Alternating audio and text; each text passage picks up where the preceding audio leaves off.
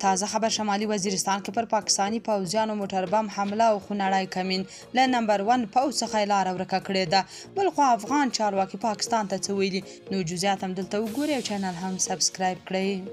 د شمالي وزیرستان د میرعلي تحصیل په خدي کلي کې د پاکستانی پوځیانو پر کاروان موټر بم برید شوی دی او وروسته نښته پیل شوې ده. ځایي خبریالان وایي پاکستانی پوځیانو له پیښې وروسته ساحه کلابنده کړې ده. د پاکستانی طالبانو اړوندو ادرسونو ویلي چې یا د حمله کې له 10 ډیر پاکستانی پوځیان وژل شوي دي. په همدې حال سرچینې وایي چې د میرعلي نښتې لپاره د پاکستان مرستندویه پوځیان روان ول، خو د TTP د ځواکونو له کمین سره مخ شوي چې ګڼ شمېر پوځیان پکې له منځه تللي دي. بلخوا د افغان حکومت استخباراتو چارواکی جابر نعماني د پاکستان حکومت او پوځ د نن وروستۍ سیاسي بې ثباتي او د دې هېواد د حکومتونو جوړښت ته په اشارې لیکلي چې د پاکستان خلکو ته پکار ده چې دا درک کړي چې د دوی پوځ د ظلم لپاره جوړ شوی او له هغوی څخه د دفاع کولو وړتیا نه لري. د ښاغلي نعماني په خبره هغه ورځ چې په پاکستان کې د ولس د غوښتنې سره سم یو رښتینی ولسي حکومت جوړ شي او هغه حکومت د پاکستاني ولس د غوښتنو او ګټو مطابق عمل وکړي،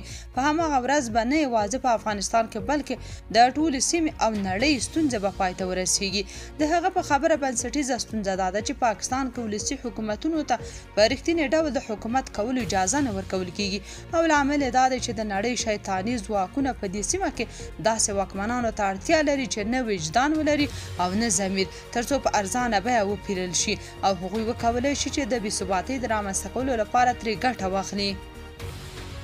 نوموړي زیاته کړې چې د پاکستان پوځ یو نیابتي پوځ دی چې په نړۍ او سیمه کې فساد خپروي او په خبره یې کله چې سخت وخت راشي نو له کلیو او کارونو څخه به وتښتي او تاسو به په تش میدان کې یوازې پرېږدي. ښاغلي نعماني د پاکستان ولس ته په خطاب کې ویلي چې تاریخ وګورئ، د خپل پوځ کړنې وګورئ. د هغه په وینا د یو ډیر بې غیرته پوځ دی چې له همدې امله ظلم او مظالم کوي.